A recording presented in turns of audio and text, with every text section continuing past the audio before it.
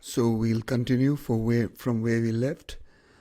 We had last read, as if awakened from some dream of boots, or like an owl, surprised in daylight and annoyed at this interruption. And I would say, how do you do, Mr. Gessler? Could you make me a pair of Russian leather boots? So we come to know that the narrator has come to Mr. Gessler to get a shoe made, rather a pair of boots made with Russian leather.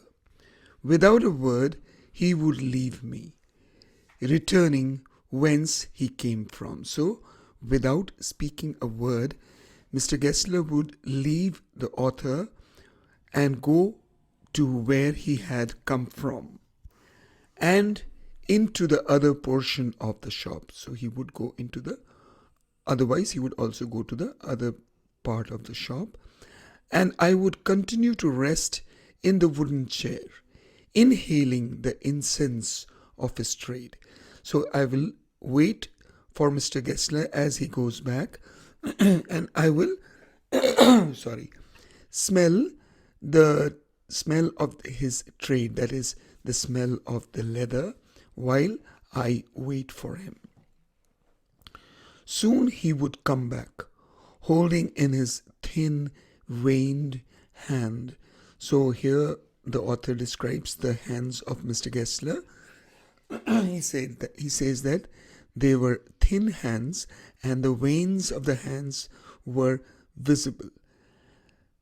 Soon he would come back holding in his thin veined hand a piece of golden brown leather.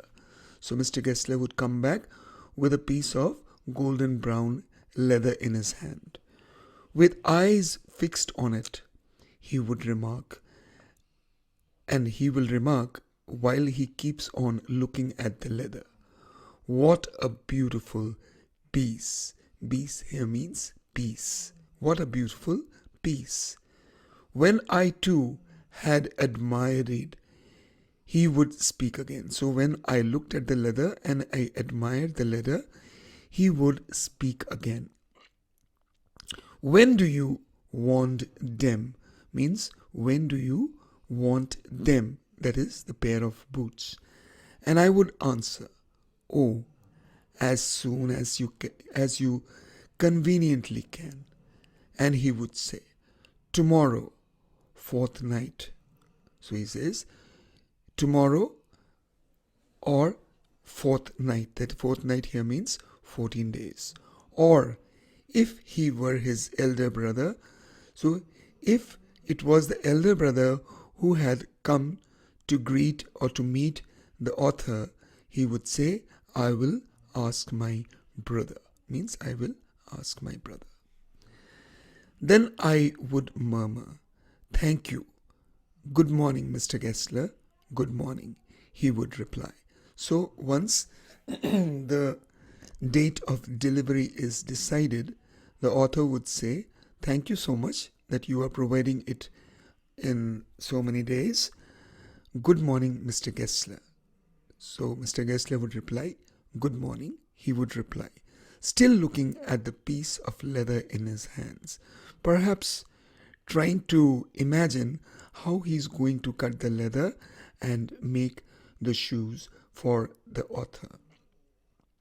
And as I moved to the door, I would hear the tip-tap of his bast slippers restoring him up the stairs. So as I'm about to move out of the door, I could hear Mr. Gessler walking tip-tap on the wooden floor up the stairs to his dream of boots. So he goes back to his place where he creates good quality boots. So Mr. Gessler goes back to his workshop. But if it were some new kind of footgear that he had not yet made me, then indeed he would observe ceremony, as if it was a ceremony for him making something different or new. Divesting me of my boot and holding it long in his hand. Divesting means taking me of my boot and holding it long in his hand. Looking at it with eyes at once critical and loving. So his eyes were critical regarding how he is going to make the shoe, and also the love for his art of making shoes, as if recalling the glow with which he had created it, and rebuking the way in which one had disorganized this masterpiece. Rebuking means disapproval. So what does the author means by this line is that if he was wearing a shoe and he wanted Mr. Gessler to make something different, Mr. Gessler would ask him to take off his shoes and will hold it in his hand for long, looking at it with eyes at once critical and loving. So he would look at the work of the shoe with his critical eyes and loving, as if recalling the glow, as if he was recalling the glow which this shoe had when it was new, and rebuking the way in which one had disorganized this masterpiece, and rebuking the way this masterpiece has been destroyed or disorganized or damaged by the person who has used it. We will continue with the story. Then, placing my foot on a piece of paper, he would 2 or 3 times tickle the outer edges with a pencil.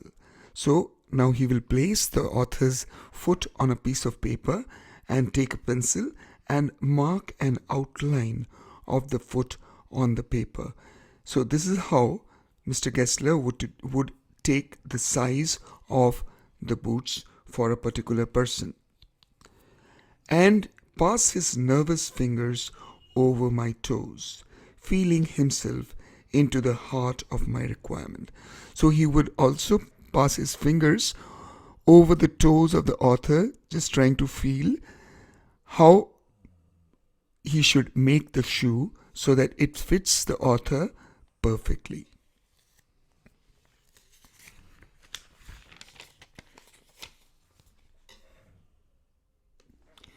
I cannot forget that day on which I had occasion to say to him, Mr. Gessler, that last pair of town walking boots creaked, you know.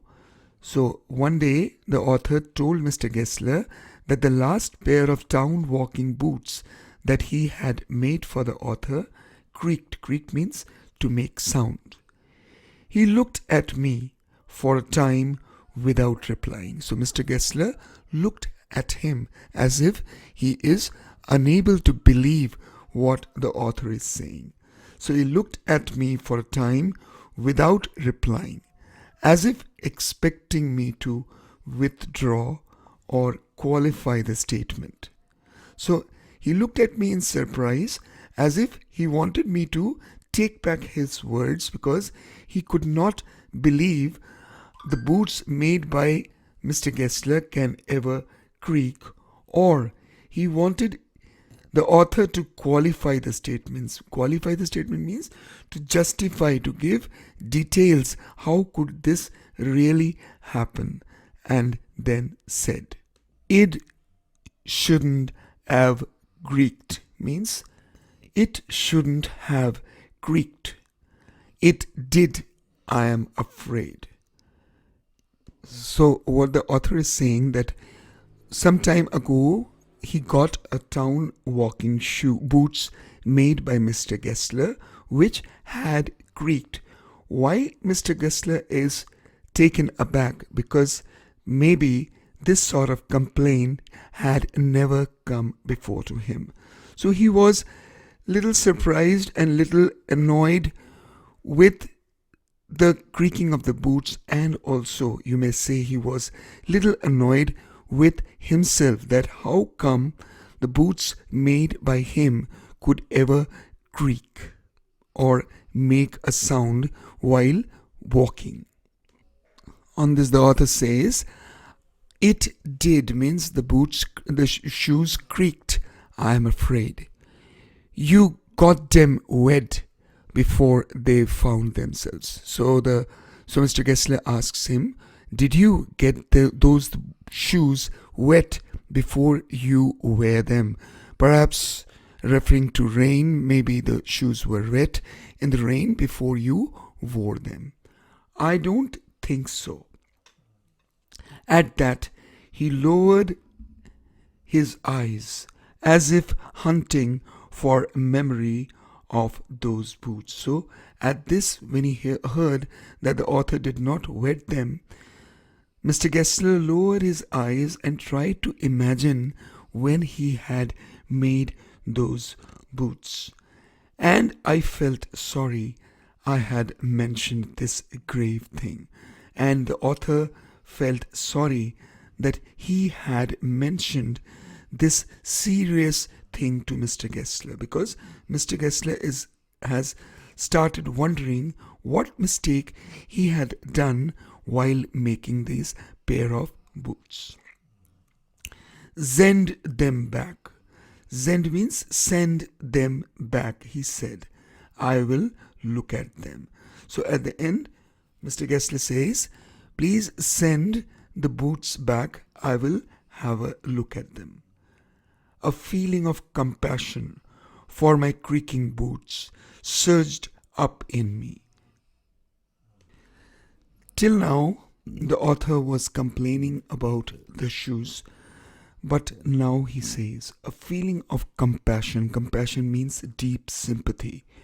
For my creaking boots surged up in me. Surged means to rise. So now all of a sudden there was a deep sympathy which rose in this author regarding that boots. So well could I imagine the sorrowful long curiosity of regard which he would bend on them.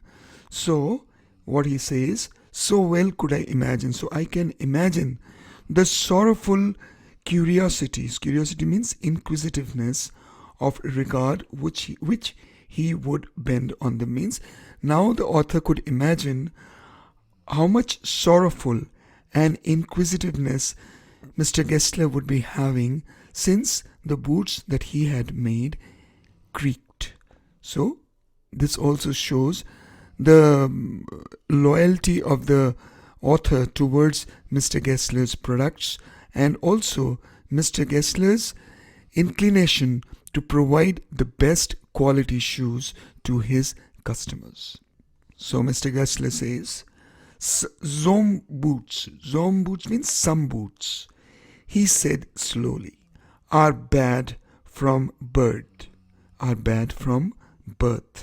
If I can do nothing with them, means if I can do nothing with them, I take them off your bill. So I will take them off your bill means send me your boots, I will have a look at it, and if I am unable to sort the problem or get it repaired properly, I will take back the bill from you. Means I will not charge you for those pair of boots.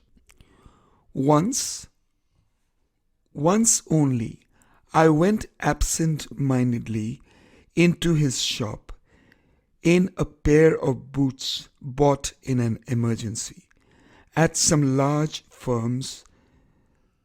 He took my order without showing me any leather, and I could feel his eyes penetrating the inferior integument of my. So in this paragraph we see that such an incident happened only once. The author emphasizes once only because he had learnt a lesson from this incident and never ever it was repeated. Also, this incident, like the author buying a shoe from some other shop which was cheap, Mr. Gessler did not like it. This is the reason Mr. Gessler showed me no leather. So that is in quotes. So Mr. Gessler did not show any leather to the author. So he said at last he said, those are not my boots. So he said, these are not the boots that have been made by me. The tone was not of anger, nor of sorrow, not even of contempt. Contempt means disrespect. But there was in it something quite that froze the blood. So the tone in which Mr. Gessler said this was not a tone of anger. So he wasn't angry that you bought it from a cheap shop, nor of sorrow, not even of contempt, means also not of, the tone was not of any disrespect, but there was in it something quite that froze the blood. So that it had something in it which made you feel really, really bad and made you decide that you will never do that again. He put his hand down and pressed a finger on the place where the left boot, endeavoring to be fashionable, was not quite comfortable. So he could, by looking at the shoe or the boot, he could identify the place where the person who's wearing the boots will not feel comfortable, because this was a shoe which was cheap and was bought by the author from any shoe. So, and imagine Mr. Gessler's art, that he could, just by looking at the boots, could tell where or which part of the boot would be uncomfortable for the person who is wearing it. It hurts you there means it hurts you there. So Mr. Gessler could make out just by looking at the boots that the person who was wearing it, this boot would hurt him at that particular place. In the last paragraph, Mr. Gessler says, these boots, or rather feels, these boots are no doubt fashionable, but certainly not comfortable. So he continues, it hurts you there means it hurts you there. So as he puts his finger on at a place on the left boot, he says it hurts you there. He said, those big worms are I'll repeat this again. Those big worms have no self-respect, Drosh. So he says, those big firms have no self-respect. Drash is something like saying, damn. And then, as if something had given way within him, he spoke long and bitterly. It was the only time I ever heard him discuss the conditions and hardships of his trade. So this is the point where we see the effect of industrialization, where people are buying cheap shoes just because they are fashionable, quick to acquire. And this sorrowful thing comes out of Mr. Gessler for the first time in front of the author. So we will stop here for today. This is the end of part 2 of the story, Quality. In the next part, we will start with what Mr. Gessler at last says to the author, which shows all his anger and sorrow and his dislike for the industrialization. Thank you so much.